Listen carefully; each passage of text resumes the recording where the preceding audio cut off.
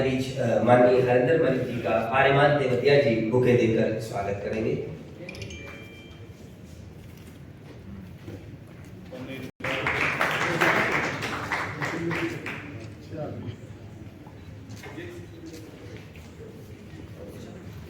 Advocate Brajesh Singh ji माननीय हरिंदर मलिक का trophy देकर सम्मान करेंगे।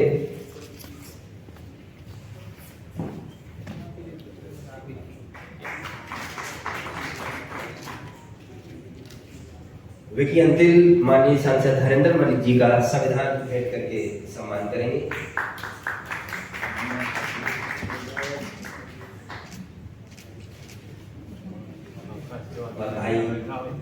भाई नितिन बालियान जो हैं माननीय सांसद हरिंदर जी को पगड़ी पहनाकर उनका सम्मान करेंगे।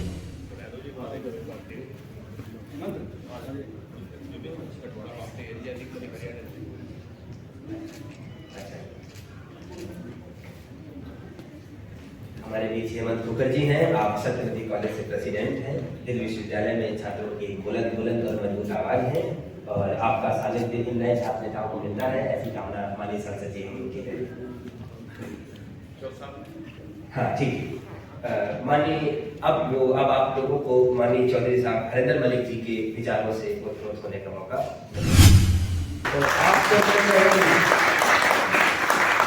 तो जनता जबरदस्ती किसी को नेता नहीं बना सकते। नेता का जज्बा पैदा करना पड़ता है, नेता को त्याग करना पड़ता है, हराम छोड़ना पड़ता है।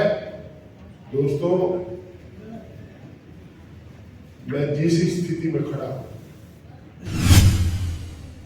उन लोगों के कारण खड़ा हूं जो सन 76 से मेरी उंगली पकड़ करके चले थे, आज तक मेरे साथ है। बाद की तीसरी पीढ़ी साथ,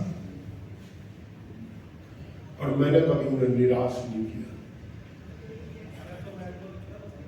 मैं किसान परिवार में पैदा हुआ, हमारा परिवार जमींदार परिवार था। जमींदारा खात्मे में हमारा जमींदारा चला गया, पर किसान फिर भी बड़े रह गए। शुरू में मेरे घर के नहीं चाहते थे कि मैं राजनीति में आऊं, वो कहते थे कि खुशामद करनी पड़ेगी। जो हमारे सामने बोलता नहीं उसकी जाकर के हाथ जोड़ने पड़ेंगे। मैं राजनीति में आया, शुरू से ही हमारे साथ सोते का व्यवहार हुआ। मैं पढ़ता था तो पढ़ते समय ही हुआ।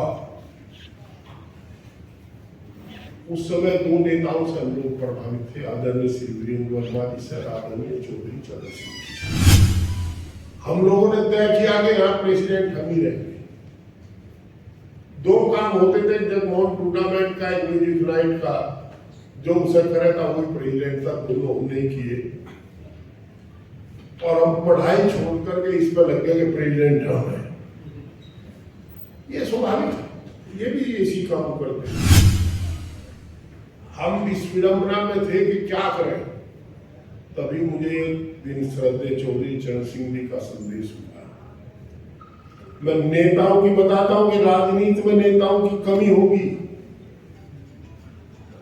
82 में मैं प्रमुखी का चुनाव लड़ने गया था, मेरी उम्र कम नहीं थी,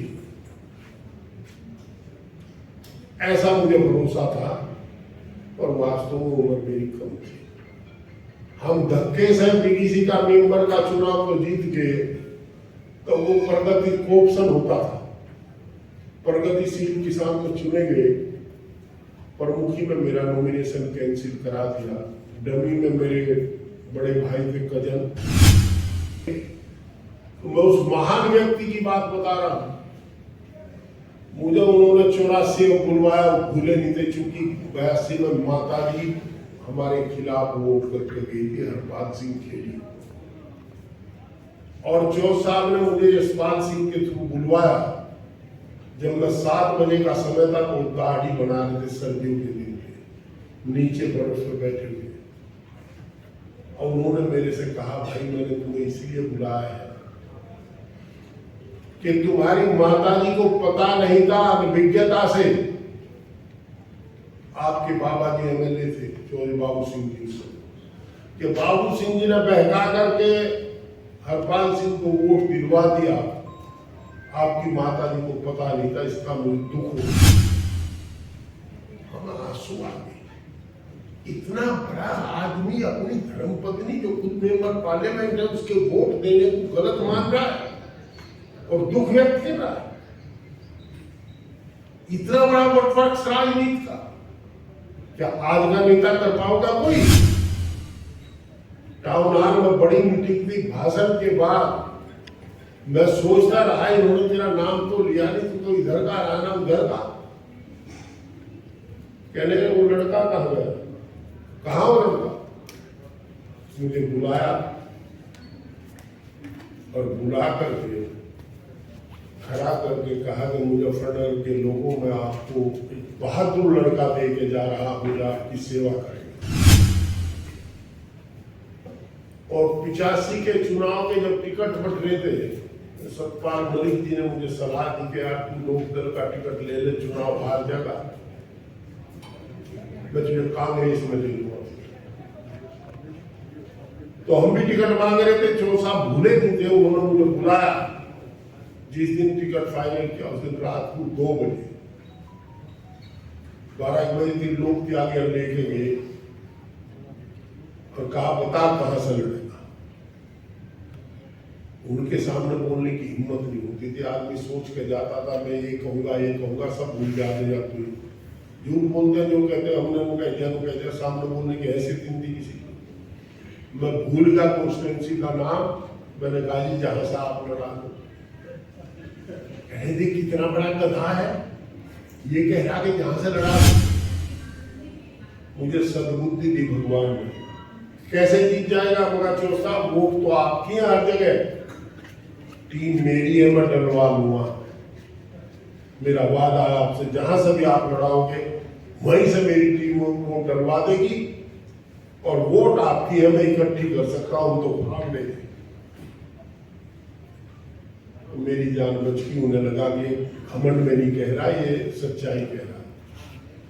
मुझे खतौली से टिकट देकर कहा कि हम पार्लियामेंट में इस सेगमेंट में 15,000 से हारे हैं और तुझे जीत के आना है, बड़ी चुनौती है।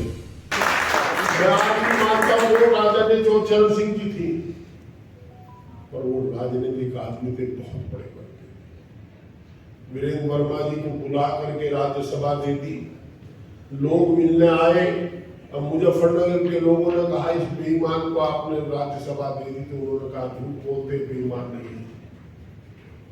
अभी आपने एक दुकान खोल दी तो उनकी सोच देखिए, उन्होंने कहा मैंने अपने विरोध की एक दुकान बंद कर दी, अब ये राज्यसभा में रहेगा, मेरी वकालत करेगा। तो ऐसे लोग